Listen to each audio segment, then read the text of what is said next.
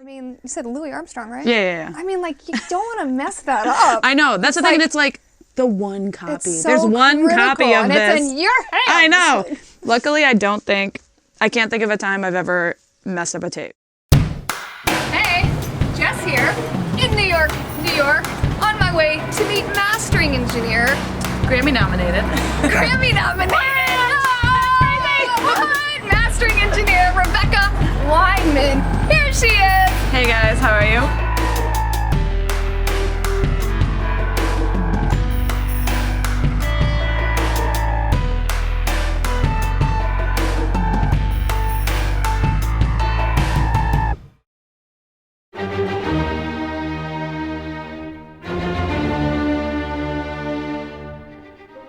So you're a mastering engineer. That is correct. So what do you do?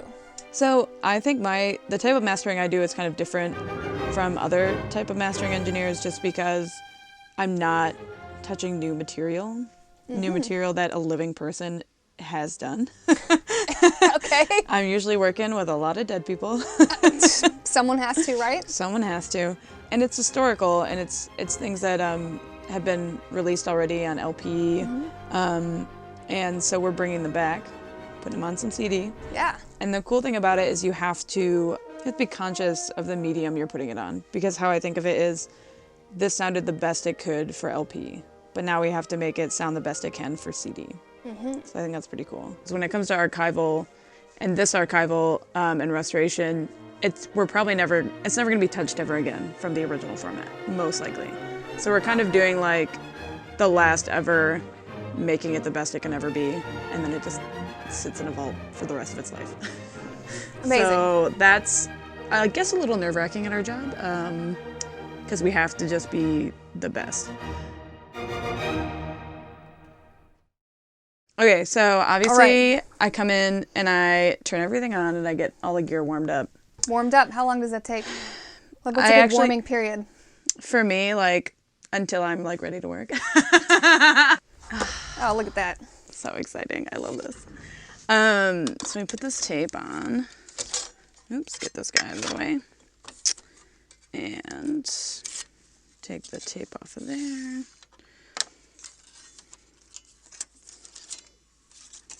And it takes a while to like get used to doing this because I feel like a lot of audio stuff we do today is not very like physical. You don't like touch a lot of stuff unless you're recording. Which I think is interesting. And like in the post-production world, like it's very digital. I can't say all the time, but I just feel like obviously we're in that digital space, realm. So I think this is such a cool part of the job is being able to touch everything. And also tape starts to have like a specific smell when it gets warm. And it's really like nice and comforting. And I'm like, I don't know if there's like some chemicals in there that you're just like, woo, tape. Actually, you're high. You're just high on the job. Why do I feel so good? But it's like a really nice, I don't know. Even before this step, because I already have this aligned, we would do a tape alignment and then make sure that it's all calibrated to how they originally aligned their machines. So yeah, we get this 3-track situation happening in Pyramix, and then we hook it up directly from the tape machine. It's XLR to little baby TTs. Yeah, XLR in the back of the machine. Cool. And then we just plug it right into, it's labeled as happy, that's wrong. Cute little patch bay. Cute little patch bay. We do it right into the MyTech, and then the MyTech's connected to the computer. So then it's a very direct connection because we want the least interference, I guess, by gear. Unless we're mixing, then you want all that interference of all the machines. Yeah. Because what we do is we transfer first, and as we're transferring, we're looking at the score because we have to make sure that they didn't mess up in editing. Because if they did, we have to fix it. Even if they put it out in the world wrong, we have to fix it. Oh, absolutely. We have to right the wrongs of history. So yeah, you're following the score, and capturing, and at the same time you're also listening for like little noises. Sometimes you can have like acoustic noises. So when you hear these noises, what do you do? Take note of them, or do you stop? Yeah, just do a little thing and write noise, and then I just keep going on. So that's like multitasking, which can be kind of scary because you don't want to miss. You can't miss anything. And then what we do is we listen to it again to start taking out noises. You pull out the snippets and you put it in a folder? Yeah, called denoise, and then we take them into WaveLab because we use CubeTech denoising, like the denoising suite. And it's one that's not being updated anymore, which is a bummer for us. Because we're like, can you... Darn. I know, we're like, can you update this so we can use it in like, you know, PureMix 11 and WaveLab 9? And they're like, no. Because it's not... Like, no one uses them anymore, except for us. You guys are Grammy nominated. They should reconsider. You should tell them that. You should tell them that. Be like, hey. I'll give them a shout. I'm like, hey, cute. You know, who are these people? Yeah. It's like one guy in like an office somewhere, like, I just want to retire. I know. What's the hardest part of your job? This is... I can't really say this, I feel like, but it's like not falling asleep. I know that sounds really weird, but it's because you're sitting there all day long. Sometimes it's very soothing and it's like, oh, this is very nice, especially if it's a slow movement. You're like, oh. And you have your eyes closed and then you realize that you're kind of falling asleep. And like, and it's not because it's boring or like I don't like my job. That's not it at all. Yeah. It's just you're so... You just go into a state. Yeah, you're going into this hibernation state. I think it's just, you know... It's part of, ironically, kind of part of the focus. Yeah, in a way. Biological. That's what's happening. It's your body. It's your body. Just shutting down. Just shutting down. I think a hard part of my job is working alone a lot. So Isolation. It's hard. It's really hard. And I think that's some advice I feel like I would give to all engineers. It's like, you need to do something outside of your job. Because you, for one, can be super isolated. You can overwork yourself. When you go through school, you get into that bubble of just like 7 other recording engineers. And you're working 10 to 14 hours a day, like 6 or 7 days a week for 2 years. After I got out, I'm like, what's socializing? Like, how do I even interact with people? Like, I didn't have anything to talk about except for audio. Right. And I'm like, no one wants to hear. For one, no one wants to hear about that. Not true. Except for other audio Not engineers. True. I'm doing a whole series about it. Yeah. Okay, sorry. Cut that. I understand. I totally get it. Take care of yourselves, everyone. So you've gone through, you've denoised. Denoise everything, which can be... Stuff sounding good. Yeah. And like, you're like, okay, this sounds good. And then you have to compare it to the best sounding release that they had already released it on.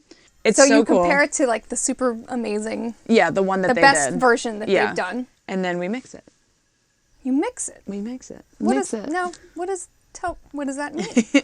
So especially when we have something that's like 3-track, like this, sometimes you have to balance out like the left-right channels a little more. Mm-hmm. Sometimes you have to EQ them differently because, like, you know, really, the left, yeah, like on the left channel there's like violins and first and second violins, and then usually on the right side it's like basses, cellos, blah blah. That makes sense. Yeah, so maybe you think like that makes you don't want to do the sense. high end. You don't need to really do the high end that you want to do with the violins, and you don't need to do the low end that you do with the bass. Right, instead of just slapping the same thing across. Exactly. Yeah. Sometimes it does make sense though, because you want this depends. like, yeah, This it totally cohesive. depends. Mm-hmm. And the other thing we like to do, because we love reverb so much, we add even more reverb.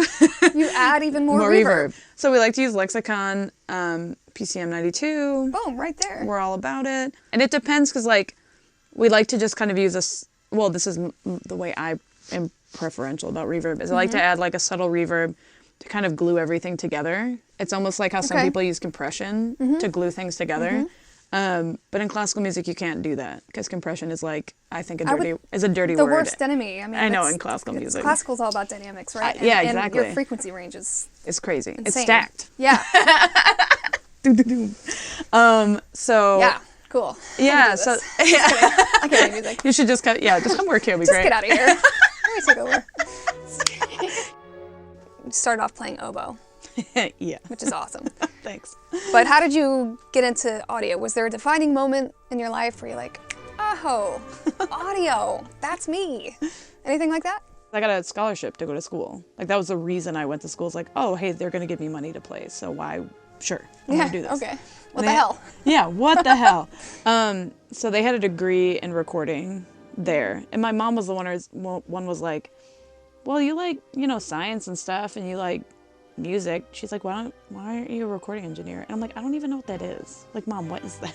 Just part of how like my whole audio career started was like a complete accident. You've mixed your three. Yes, do 3 channels together. Or sometimes even 2. Or maybe sometimes 2, even depending on what's happening. Yep, the medium that you get. And then what? So when we get to that point, in a symphony there's 3 to 4, maybe 5 movements. You have to make sure that they're relatively balanced. You can't just have like a super loud movement. Even though there's one that could be super soft that follows it, they have to still be at like a relatively similar volume. Like Okay. you can't be jumping out of your seat to this really loud symphony. The other thing we have to do is we have to put room tone between movements, which is super tedious because sometimes we have a library of room tone. Yeah. I believe it. It's Which I think is really funny. super important. It's really important, but it's such a nuanced, almost silly thing that's so important. So you have to Yeah. do that, and then Okay. you have to put in all your markers and all that fun stuff. It's kind of more the like administrative side of it. Yeah. All the metadata and all that. Yeah, and good all that stuff. kind of stuff that you have to do. And then if we're all happy, seal of approval, and then we either make a DDP of it. Actually, we always make DDPs and we make MFIT files, so we make both. The people who listen to our music are big into CDs still. We're of the older. So then, are you sending the Older group. DDP We send them to Sony. to Sony? This brand? Oh! What? I love these. And then they put it into production, and it's out of our hands. Like then that's the on to last the step. next. And then on to the next. I'm starting to realize like I'm not bad at my job. That's been the hardest thing to realize is like I'm not bad at what I do.